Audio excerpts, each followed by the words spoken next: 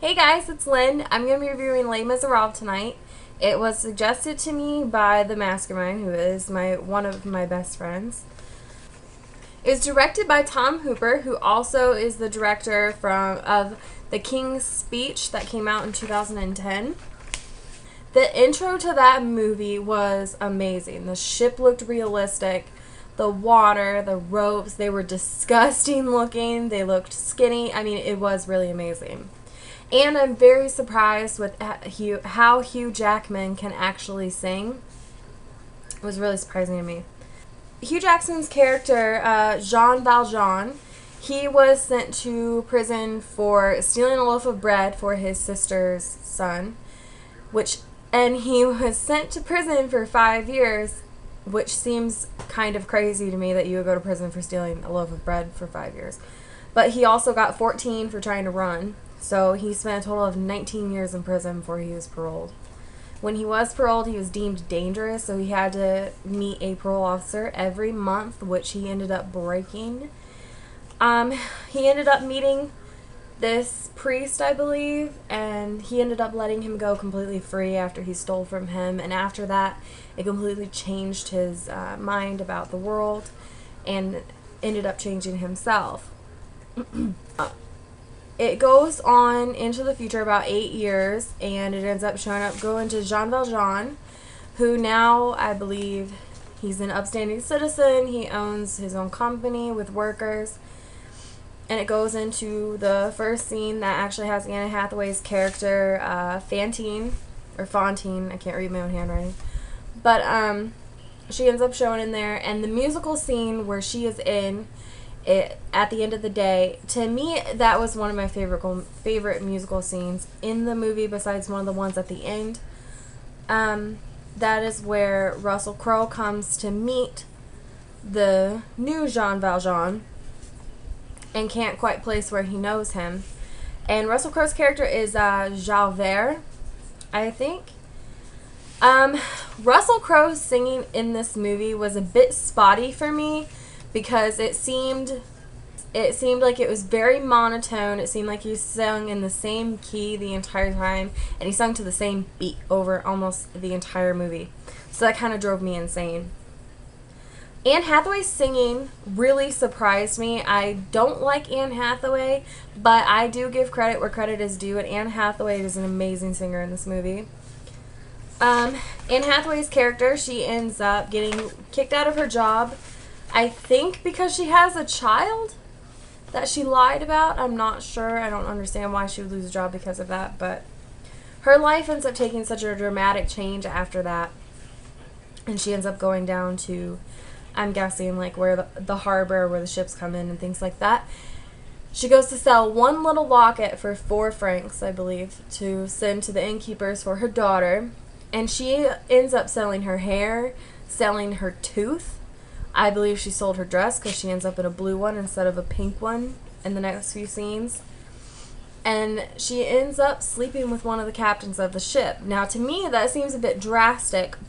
A few scenes later, it comes to Jean Valjean ends up running into Anne Hathaway's character, Fantine, along with Javert at the beach. And he ends up taking her to the hospital, and then Javert ends up showing up at the hospital and basically figures out that it is Jean Valjean. And Anne Hathaway's character, Fantine, ends up dying in the hospital, but Jean Valjean ends up making a promise to her that he will go and find her daughter Cosette and take care of her, and he ends up slipping away from Javert to go get her daughter. He ends up going to this inn where Sacha Baron Cohen and Helena Bonham Carter are the 2 innkeepers. And the scene where they're singing about their inn and they're stealing from people, that actually made me laugh, and I didn't think it would because I don't like Helena Bonham Carter. She's usually in a lot of Tim Burton movies, which Tim Burton is one of my favorite directors. But I'm not a big fan of her. But I believe her and Sacha Baron Cohen actually did a very good job in this movie because I think the character suited them very well. Okay, and then we go on to the carriage scene where he first gets Cosette after he pays for her, which I believe he paid $1,500. It goes to the carriage scene, and to me, that scene was completely creepy. Because he's basically saying, like, how this little girl changed his life, and how much he loves her, and he just met her, like, an hour ago, and to me, that seems so strange. But I don't know. I mean, I know when parents first hold their brand new babies, their lives completely change, and they love that child more than anything in the world. But that wasn't even his kid, and he's already sitting there, like, stroking her hair and saying, like, he'll never leave her side. And to me, that was really, really strange. Then it goes on into about 8 years into the future, and it comes upon this character called Gavroche, I believe. And I thought he was the cutest little kid running around, going along with the French Revolution, which was between Marius, who was actually a rich kid but was going along with the poor, and his friend, which I'm not really sure what his name is. And then it goes more into the story, which I'm not going to bother with, and then it goes on to Eponine, which is played by Samantha Barks. Her character, to me, was relatable because she was helping Marius and Colette try to get together, or Cosette, why did I say her name wrong? But she was helping Marius get to Cosette, which I will talk about that because why in, like, all the movies and plays and stories from back then, it took, like, one little glance for someone to fall in love, and, like, their whole world revolves around that person. She is actually in love with Marius' character, and for me, I feel very relatable to her because she's sitting there and she's singing all alone to herself about how much she loves him while he's sitting there with Cosette. And to me, that actually that really broke my heart a little bit. It may be because I'm a girl and these sappy things get to me. And then it moves along to where Jean Valjean finds out about Cosette and Marius, and he basically vows to himself that he is going to bring Marius home to his daughter. And he actually goes out to the barrier and is helping Marius to basically keep Marius safe. I was very angry with this movie that it killed the Gavroche character because he was the cutest little boy. It was very sad for me to watch a child be shot down like that. The French Revolution actually ends up catching Javert and keeping him captive, and Jean Valjean tells them that he's going to take care of him, and he actually lets him go. And it shows Javert that he is not a horrible danger person, which ends up conflicting him in ways that only he can understand. All of Marius's friends are killed in the fight with the French. And Javert, he ends up going back to his post like you would expect him to. But when he goes to see the bodies, he actually puts a medal onto Gavroche's body, which to me shows that he does have a heart, which was important because you see him as this evil, maniacal person throughout the entire movie. Then it goes on to the scene where Javert believes that Valjean killed him by giving him his life. Because he is so invested into his job, he doesn't think that he could owe a debt to a thief. So he ends up committing suicide, basically.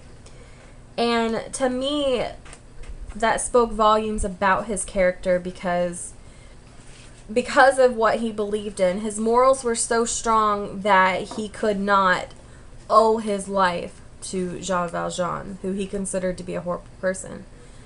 The scene towards the end of the movie where Valjean actually dies, that scene got to me actually pretty badly because it had Anne Hathaway singing behind him with her daughter sitting on the floor with Marius and watching Jean Valjean die, and then he walks away and meets the priest that helped save his life many years before, and to me that was a really moving scene. But then it goes to the end of it where he's like steps through a portal or something, and then he ends up with everyone that died at the barrier, and they're all singing. I don't get that part, because how are you still fighting the revolution when you're dead? Maybe some of you might have interpreted it a different way, and I would love to hear suggestions from you guys about what you thought about the ending. I didn't very much like the last minute of the movie because I didn't understand it. But all in all, this movie was done really well. It is not my cup of tea. I don't like musicals very well, but I finished the movie all the way through. It took me a couple of days, but I did finish the movie. The music and everything was really well. They actually took their time to select singers. I'm glad that they invested a lot of time into finding people who have some ability to sing. Like Amanda Seyfried, who played Cassette. She amazed me with how well that she could actually sing. I didn't know that she could, or Anne Hathaway. So there was amazing singers in this movie. The story was good, although I was confused at some parts. I ended up having to turn on the subtitles because I couldn't hardly understand some of the things that they were singing. The whole singing thing, I don't understand why when they were by themselves or they were having a regular conversation, just like they couldn't have just spoke, not sung it, because some of the singing was pointless and not interesting. If they would have just sung in like the big musical numbers, that would have made a world of difference. But I did like the movie, but I will probably never watch it again. I liked the movie, but it's just not what I would usually watch. So if you guys have any movie suggestions for me, you can send me a comment and I will try to find the movie and try to watch it. I actually don't have a very big collection, but I usually raid the Masterminds collection to find movies. So if he has a movie, I will try to watch it. So thanks guys for watching. Have a great night. Bye.